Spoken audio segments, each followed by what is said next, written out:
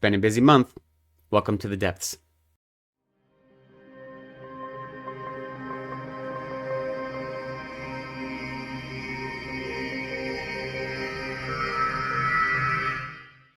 Hello, welcome to Reading from the Depths. My name is Lecton. Thank you for joining me today. Today is my June wrap-up, and it has been a busy reading month for me. All told, I read 15 books this month, if you count my novels, novellas, and short story collections, and then on top of that, 4 comics. So some of these already have reviews on my channel, and some of them will have reviews coming in the future. So today I'm just going to go through them all quickly. However, I have reviews for pretty much all of these on GoodReads, and I'll leave links to the GoodReads reviews down in the description. So you can go get a little more there. So let's go through these. The first one is Voyage of the Damned by Francis White. I actually started this in May. I finished it right at the beginning of June. This is an arc that I got from NetGalley in exchange for a review. This was released in the UK last year, and it was very popular, and it's being released in the US in August of 2024. It is a young adult fantasy novel, and I did not love it. I did write a full review on GoodReads. I don't think I'm going to make a video review because I just didn't think it was great. It takes place in a land or a country or a world called Concordia that has 12 provinces, and each of the province has a magistrate or a leader, and they have some sort of magical power called a blessing, and that blessing is transferred to their children at some point in their lives. And when all 12 children manifest a new blessing, then they go together to the goddess's island for some, special spiritual ceremony to recognize them as the new leaders of their respective provinces. And so this story takes place on the boat ride, which is a 7-day boat ride to this island, where after the first night, one of these leaders is killed, and so you have this mystery of who is doing the murdering, and slowly more and more bodies pile up. Our main character is called Ganymedes, and he comes from the lowest of the provinces, and he actually doesn't have a blessing.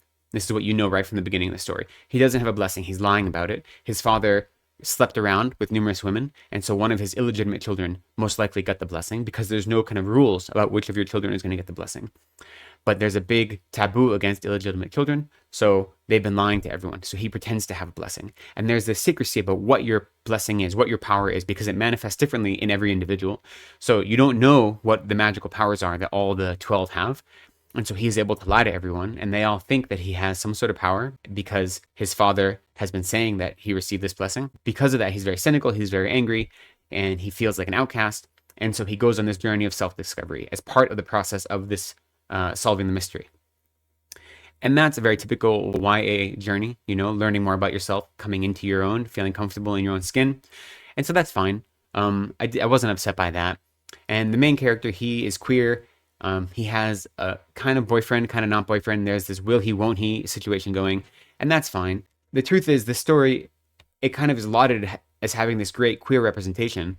And in the story, other than him, at one point you find out there's a trans character and a lesbian character, bisexual character, asexual character. And to be honest, it just felt like checking off boxes, because other than one line saying that, oh, they are this, it has nothing else to do with the story. Their identities have nothing to do with who they are, with how they engage in the world, with any of the obstacles they face in the world, with the provinces they come from. It has nothing to do with them at all. There's no pushback on their identity. It literally is just mentioned in passing. And it just felt like window dressing. It didn't feel like it had anything to do with the story or with the characters or with their relationship to one another. So I didn't read this with the feeling that this really had great queer representation. It just had words on the page labeling a character queer, but there was nothing about that character's actions or motives or inner life or experience that showed that in any way. The parts of this novel that frustrated me the most, however, was that the world building was just really clunky. It felt very haphazard and put together. Like, you have these 12 provinces, and you can tell they're all distinct because people from each province have a different hair color. So one has blue hair, one has green hair, one has pink hair, and it just felt forced. It felt very juvenile, and not juvenile in the way that a YA story is juvenile, just that it felt like a first draft idea of how this fantasy world could be.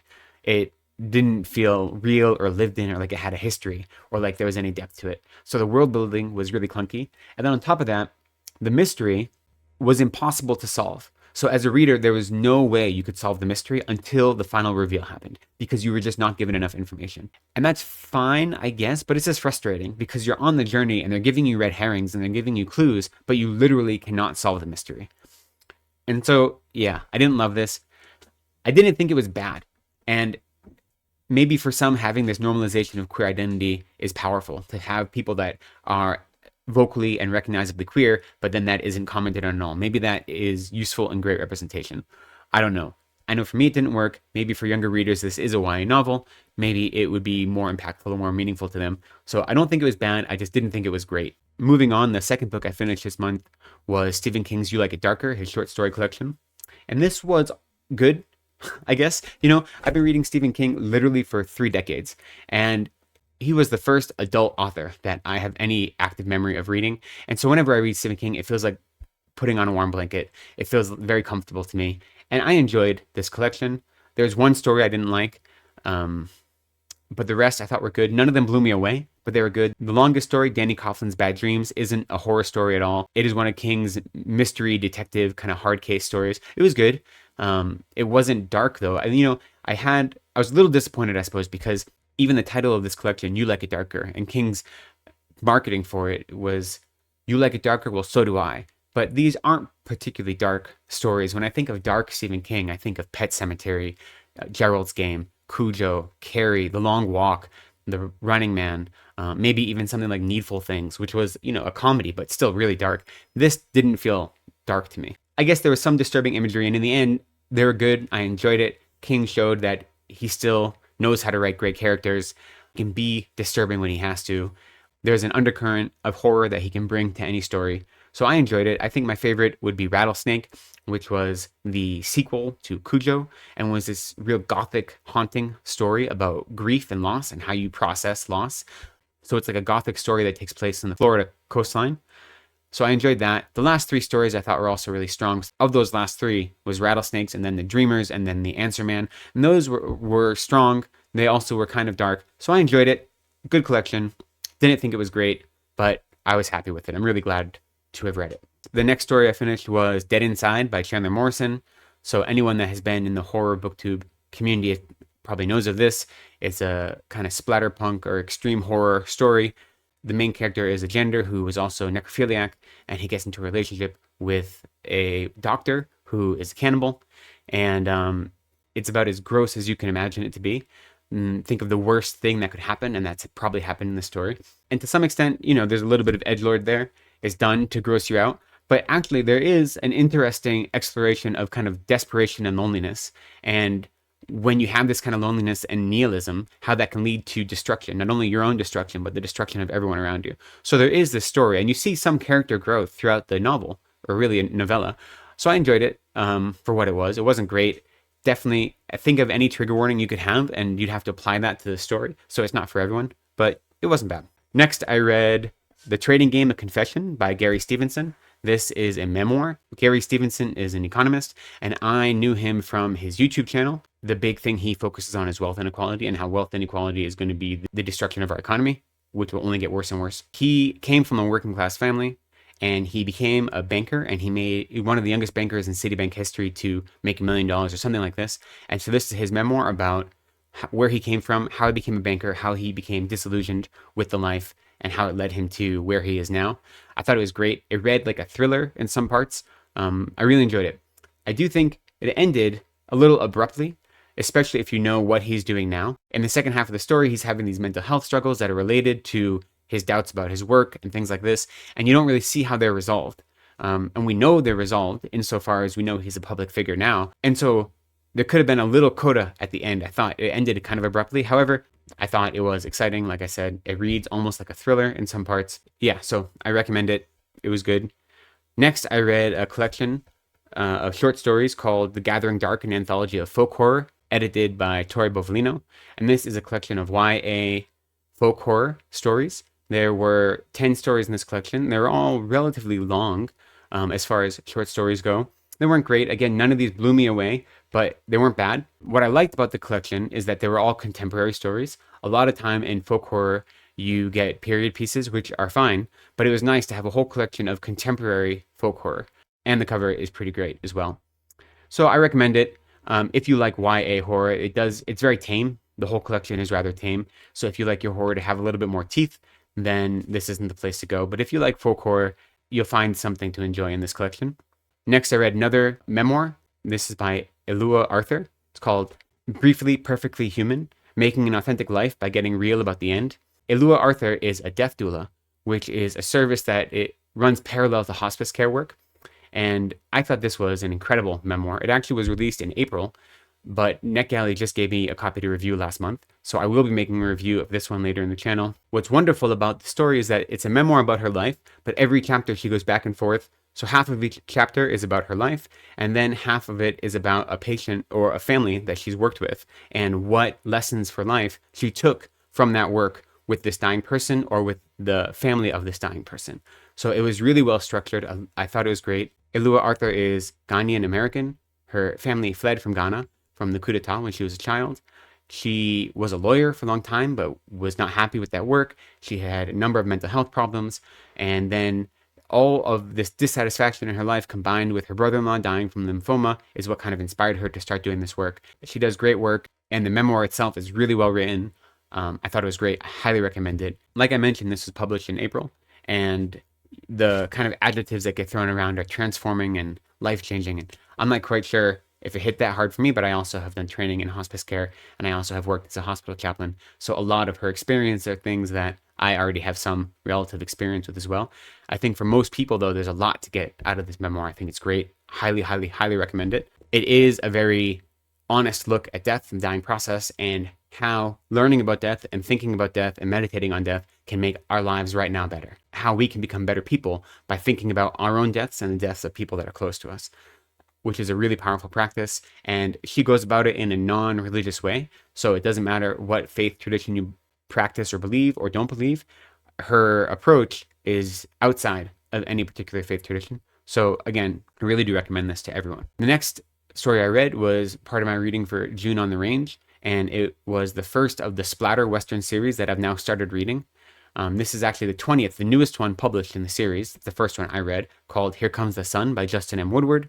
And so the Splatter Western series, I already did a video on these, but it is a collection of Westerns that are being published by Death Head Press, which is an imprint of Dead Sky Publishing. And they're Westerns, but they're mixed with horror and with splatterpunk. What kind of horror? It runs the gamut. There's all different styles. Like I said, there's 20 of them already published, with 3 more being published later in the year, and 4 comics that have been published. I'm hoping to read all of them. That's kind of this new project I'm working on. This is the first one I read, and it is a vampire story set in the Old West. It's a lot of fun. I already did a review of it, so you can hear more about it there. The next story I read was another splatter western. This was by Haley Piper, called Cruel Angels After Sundown, and I also did a review of this one. This one is cosmic and religious horror combined in the Old West in the late 19th century, New Mexico territory. Haley Piper is a queer author. This was a queer, cosmic, religious Western horror story, and I thought it was great. I really enjoyed it, so you can check out my review for more on that. The next story I read was another splatter western. This is the first one that was published in the series. This is by Weil E. Young, and it's called The Magpie Coffin. This one's more of a traditional Western, except the kind of splatterpunk elements are turned up, and it has some occult elements as well. This was a lot of fun. It actually has a sequel. I read that as well this month. I will be doing a review for these soon. I thought it was the brutal, kind of unflinching revenge story. You know, revenge and violence were the heartbeat of the story, with a little bit of occult mixed in for fun. So that was great. Next, I read another short story collection called Unspeakable Horror 2, Abominations of Desire. This is a collection of queer horror stories edited by Vince A. Ligono. And I did not love this collection either. I had previously read Unspeakable Horror 3, so the third volume of the collection. And that one was called Black Rainbow Rising, I think, which is arguably not a great name, but a better collection. This one, all the stories were focused around this idea of desire and the interplay between desire and horror. And maybe because of that, or maybe for some other reason, they all felt very similar. The stories didn't feel like they had a lot of diversity. There's a lot of kind of psychological horror and a lot of like contemplative horror, and none of the stories were bad. But I wasn't wowed by any of them, and it didn't really leave an impression on me. I really wanted to like it because, like I said, I'd previously read volume 3 and I enjoyed that. So I was hoping this one would be just as good. Not quite. I am still planning on reading the first volume in this series, but you know, my expectations are maybe tempered a little, since volume 3 I thought was good, volume 2 just middling, and then we'll see, you know. Next, I read For a Few Souls More. This is another Western, the sequel to the Magpie Coffin. So this is called the Black Magpie series, also by Weil E. Young. So another very traditional Western about revenge and violence with a little bit of occult mixed in. The flip is, in the first one, the main character, Salem, is seeking out revenge for something that has wronged him. And in this one, there are others seeking revenge against him, and he has to defend himself, basically. This one takes place 6 years after the first one. So this is also great. I had a real fun time with it. The next book I finished was another collection of queer horror stories called The Book of Queer Saints. And I did a review of this already, as well as Book of Queer Saints Volume 2. These were both edited by Mae Murray. I read both of them in June, and I thought they were incredible. I thought they were really, really good collections of horror stories. Volume 1 and Volume 2 were both really well-rounded collections. I had a fun time with them. I highly recommend them. They were my favorite short story collections of the month. Next, I read 4 comics that were all part of the Splatter Western series. Last year, October, November, and December, and this year in January, each month they released a comic, a one-shot. And so each of these comics are very short, self-contained, and they were fine. They were fun. 2 of them I really, really enjoyed the art, and for 2 of them, I thought the story was really strong. And those 2 things didn't always overlap, but I had a good time with them. They were fun to read. Each comic is only 24 pages, including the covers, so you can go through them quickly. I'm glad I got a chance to read them. If they put more out in this series, I'll definitely read them. They were fun.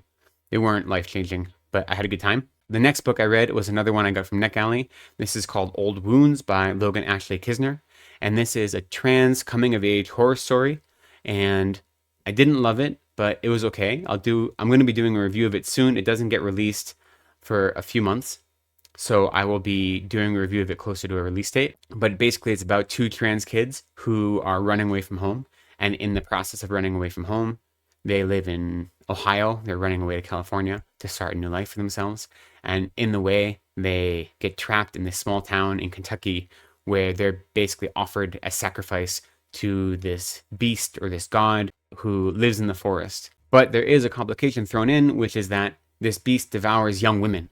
And that's who's always sacrificed to the beast. And it asks questions about gender and gender identity in that way. I wasn't blown away by it. I didn't think it was bad. I will do a longer review of it soon. And the final book I read was another young adult horror novel that I received from NetGalley in exchange for a review. This is called Camp Lanier by Sylvester Bartsey. And again, I did not love this one. I don't know if I'm going to be doing a review. I did a review on GoodReads, like I said. I don't know if I'll do a video review. The premise is that there's a black girl whose family has moved from Chicago to Atlanta due to a trauma in her family. They lost her older brother.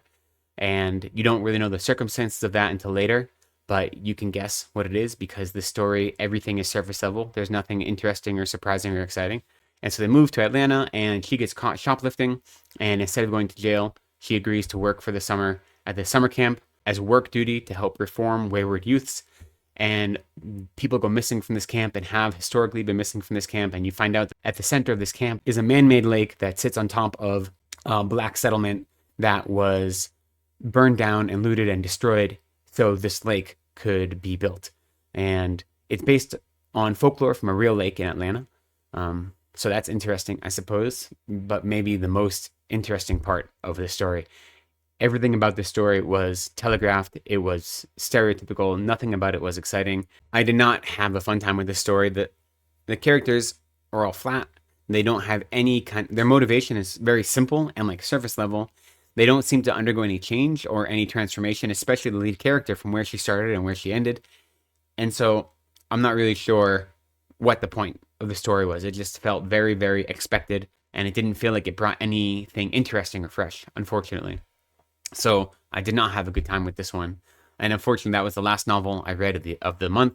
However, I did actually read The Book of Queer Saints Volume 2 was the last actual book I finished for the month. So I finished the month on a good note, on a really great collection.